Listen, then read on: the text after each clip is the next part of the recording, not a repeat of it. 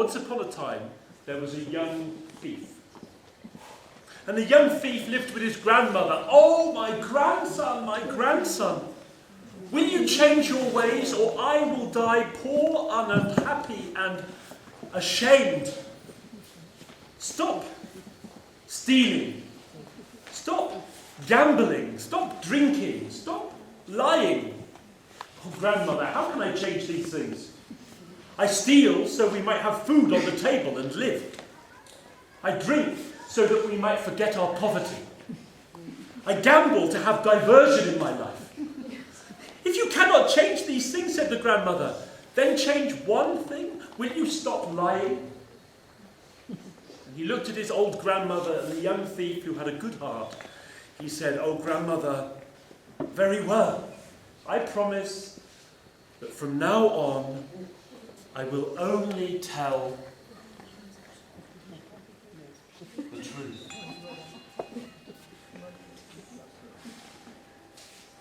He left the house that day and thought, "What can I steal?" Now, in that city there lived a king, and the king was a powerful and rich man, but he was not happy. For he had many advisors around him, and his chief advisor, his minister, he always told the king what he thought the king wanted to hear. But the king wanted to hear the truth. And nowhere in his kingdom could he find the truth. And that night, the king disguised himself in rags as a beggar. For he wanted to find out the truth about the city. And there in the dark streets that evening, he came across a young man. "Where are you going, young man?" "Why?" said the young thief. And as he spoke, he remembered his grandmother's words, and what came out of his mouth was the truth. "Why, I am going to the palace of the king, and I am going to steal what I can find." "To the palace of the king," said the king, barely able to control himself, but remembering he was disguised in rags. "Why, then, follow me." And he led the young thief through the dark streets until they came to the gates of the palace. Go into the palace and follow the passageway. You come to the throne room. Underneath the king's throne, you will find a box. Open the box. Take what you will. Well, the young thief was surprised, but he crept. He was a skillful thief. He was experienced. He got past the guards and down the passageway. He came to the throne room. He looked under the throne and he found a beautiful silver box. He opened the box, and inside there were sparkling, shining, huge 3 diamonds. 3 diamonds. And he quickly took those diamonds and he put them inside his robe. 3 diamonds. This is more than I could possibly imagine. These are the most valuable diamonds in the world. Do I really need 3 diamonds?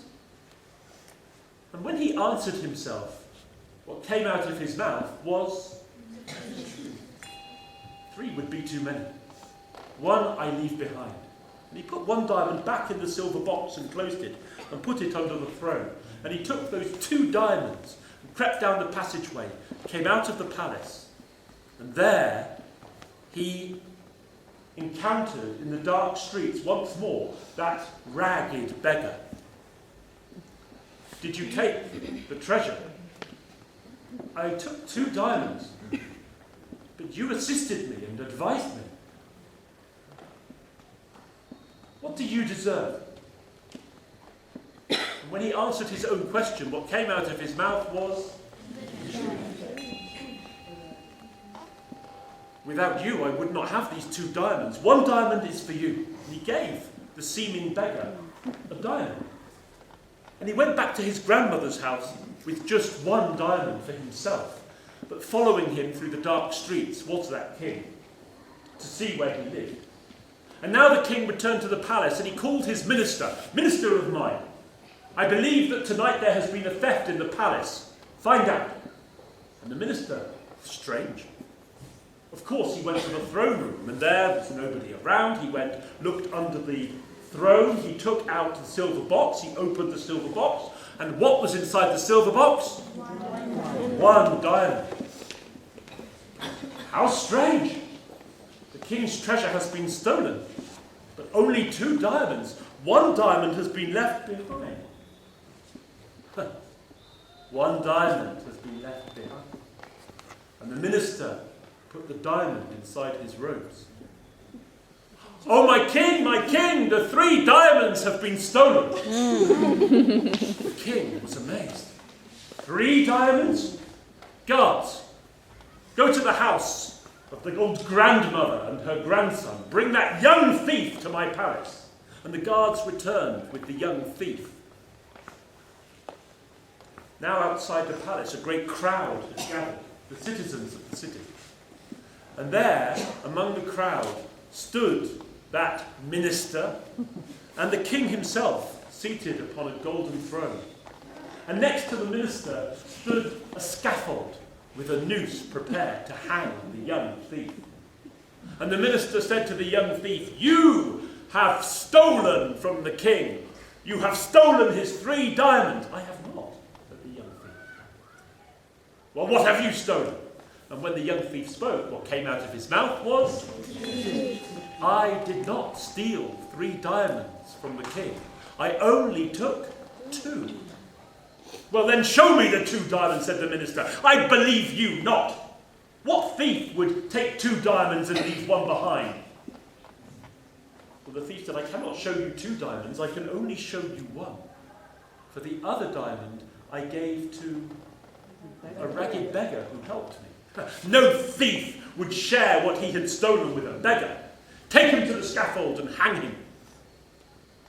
And the young thief was taken by the guards to the scaffold, and he led up the steps, and the rope was put around his neck. But who spoke at that moment? King. Of course it was the king. "Wait," said the king. "This young man is telling the truth." The minister was amazed. "I was the beggar with whom he shared his treasure. See, and from his own robes the king took the 3rd diamond." The 2nd diamond. Gosh, I need you.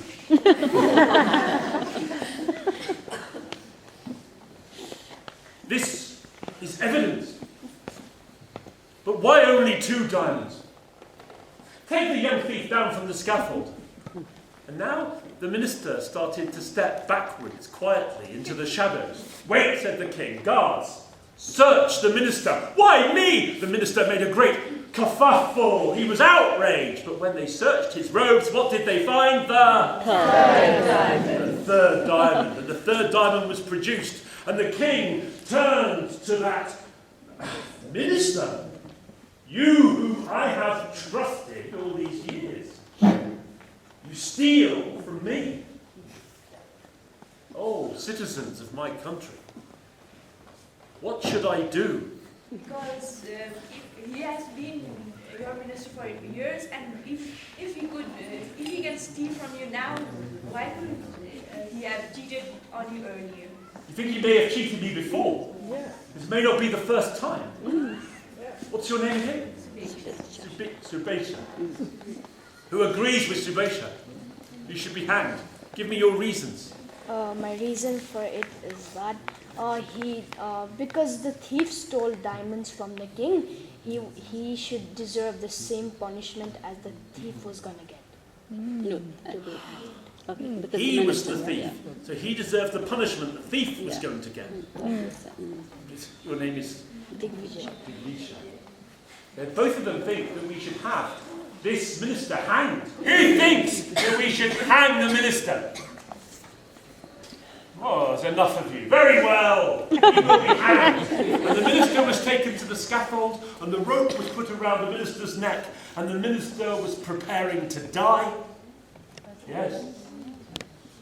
And now the king turned to the people and he said, "And what about this young thief who stole diamonds from my palace? What should I do with him?" And again the people conferred. Talk to each other. he will be made the minister for sure. 100% sure. And I've got a pretty good reason. He's telling the truth. Okay, now that's the truth. Yes, tell me, young man. That he should be the chief minister because he's trustworthy and This young thief with no experience should become my chief minister. Because trustworthy. he's trustworthy. What's your name?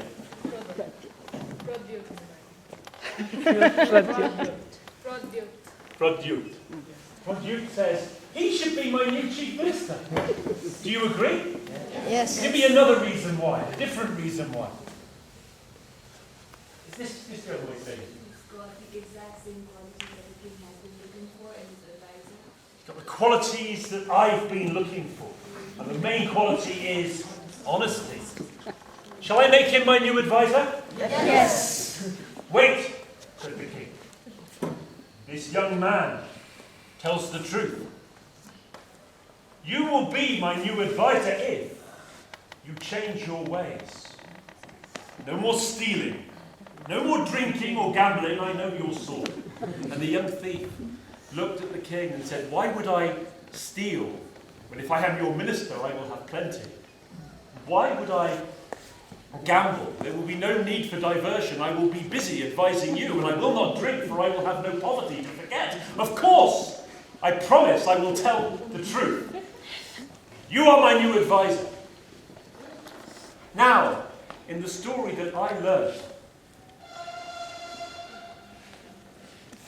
at that point, we're coming to the end. But this is my ending.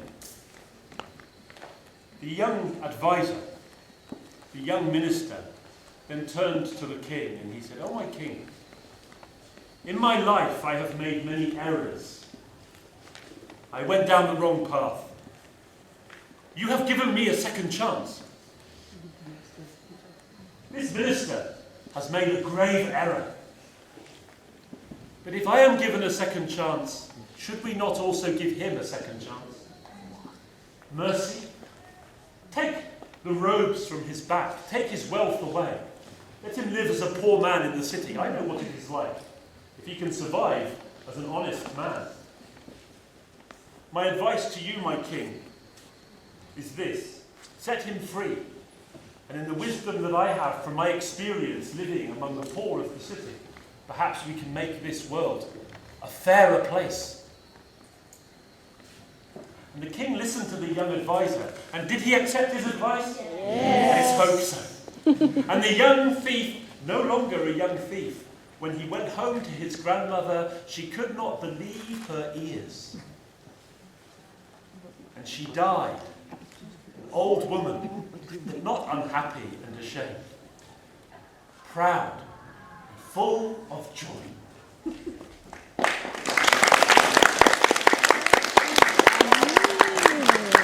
She sees him, and she's very ill and old. When she sees her grandson coming home wearing fine robes, what's her first thought? Did he steal this? How did he get these fine robes? So at the beginning, she's going to be shocked and horrified. So when he starts to tell his story, will she believe him? Yes. Not immediately. He will have to persuade her that he's telling the truth. She's going to be full of questions. But by the end of the conversation, she's going to believe him and she's going to be full of joy.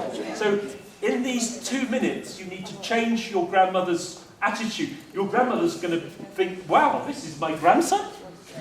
Okay, so you've got 2 minutes to transform your grandmother's impression of you. Take 3 steps away from your grandmother. You're coming home. Your grandmother sees you. 3, 2, 1, still picture. Now, still picture. And action.